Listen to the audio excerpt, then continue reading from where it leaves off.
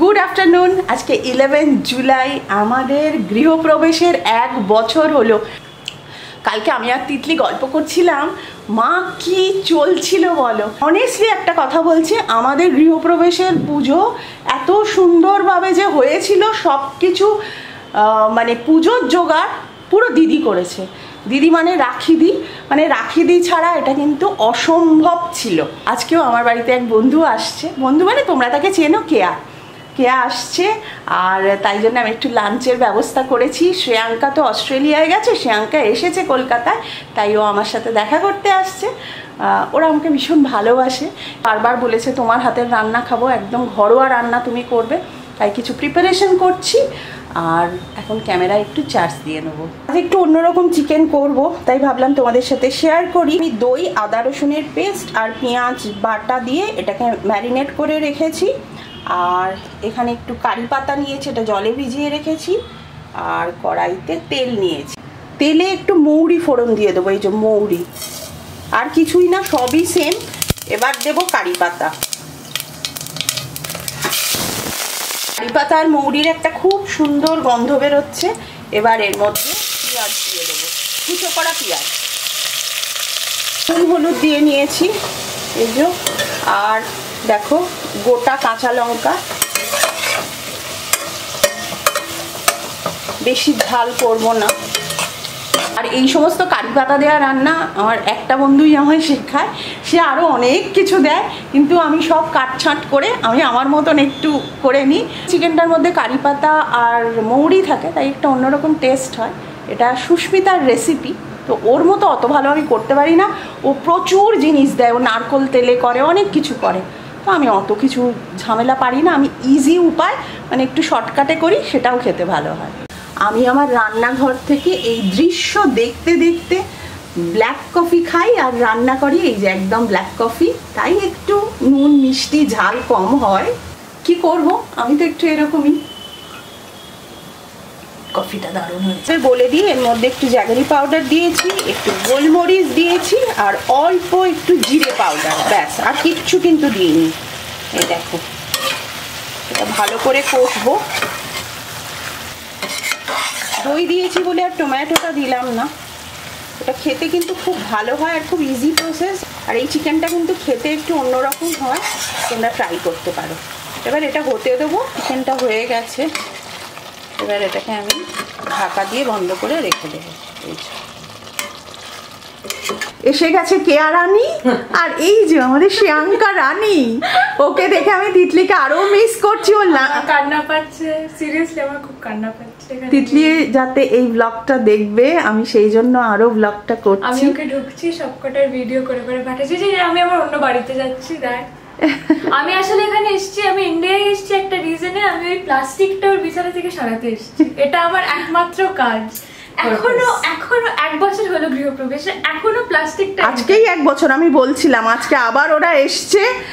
আর শ্রেয়াঙ্কা কিন্তু অস্ট্রেলিয়ায় আছে এখন।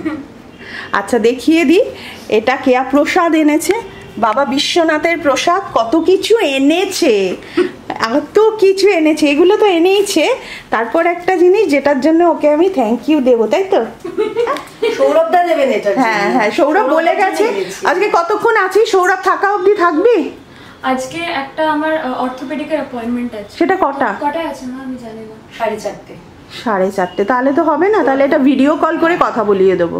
ওকে, দেখো, এই দেখো বড় বড় পমফ্লেট মাছ।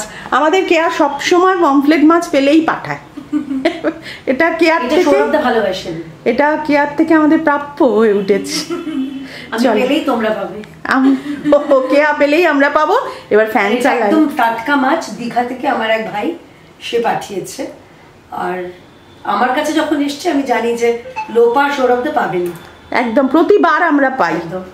চল এবার ফ্যান চালাই, নাহলে কেয়া কিন্তু এবার বক্তৃতা শুরু করে দেবে।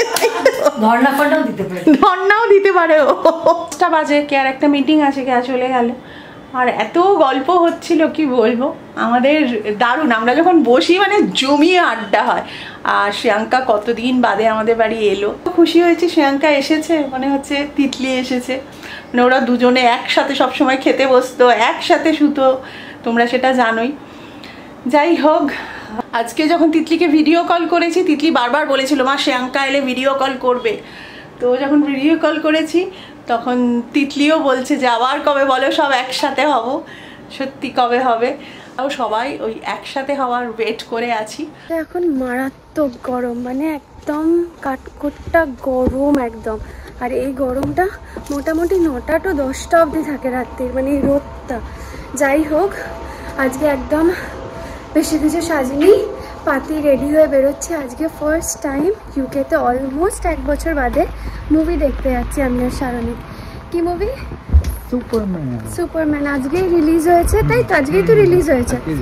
আর হ্যাঁ, ওয়ার্ল্ড ওয়াইড আজকে রিলিজ হয়েছে। যাই হোক, যাচ্ছি এখন, সামনেই মুভি থিয়েটার আমাদের, মানে সিটি সেন্টারে, ওখানে। আর কেমন লাগলো ডেফিনেটলি জানাবো, এক্সাইটেড। কি দেখাচ্ছে? এই জাস্ট সৌরভ ফিরলো। হ্যাঁ, চাঁদটা দেখো। ও মাই গড, কিরম ভুতুরে টাইপের চাঁদ না বাবা, কিরম লাল লাল দেখো। তোমার জন্য কেয়া কত বড় পমফ্লেট মাছ পাঠিয়েছে দেখেছো? কতবার আরো বলে দিয়েছে এটা সৌরভদার জন্য। একদম, ওটা কেউ কিন্তু খেও না, ওটা কিন্তু আমিই খাবো। আচ্ছা, তুমি কেউ অতগুলো? সৌরভ 2 বাক্স। ও কালকে বলছে কি, কালকে আমার যেই পমফ্লেট মাছ এসছে এগুলো লোপার, এগুলো সৌরভদার বলে ও আলাদা তুলে রেখেছে। একদম সত্যি প্রিয়াঙ্কা এসছে তো মনে হচ্ছে যেন মানে তিতলি। হ্যাঁ হ্যাঁ, সেটাই আমিও ফিল করেছি। একদম একদম সত্যিই তাই। আর সেভাবে জানো তো কেয়াও তিতলিকে তাই ভালোবাসে। কেয়া গরম বল, এদিকটা আগুন। আমার চলতে ফিরতে অসুবিধা হয় না, ইন্ডিয়াতে আমি প্রচুর হাঁটতাম, বাট বিশাল গরম, বিশাল গরম। আর বাড়ি ফাড়িগুলো এখানে এমনভাবে বানানো না, হিটটাকে ট্র্যাপ করে। মাই গড। এই যে পপকর্ন, এই যে আমাদের স্ক্রিন, এখানে যাব। করেছিলাম মুগের ডাল, তার সাথে করেছিলাম ডিমের ডেভিল। আর চিকেন রান্নাটা তো তোমাদের দেখিয়েছি, এটা করতে পারো, এটা কিন্তু খেতে খুব ইয়াম্মি। এটা হচ্ছে ফুলকপি আলু দিয়ে চিংড়ি মাছ, এটা খেতেও খুব ভালো হয়েছিল। একটু ফ্রেশ হবো। আর তিতলি মুভি দেখতে গেছে আজকে, এই প্রথম ও ইউকেতে মুভি দেখতে গেল। আজকের মতো গুড নাইট, তাই তো সৌরভ? গুড নাইট বলে দাও একটু।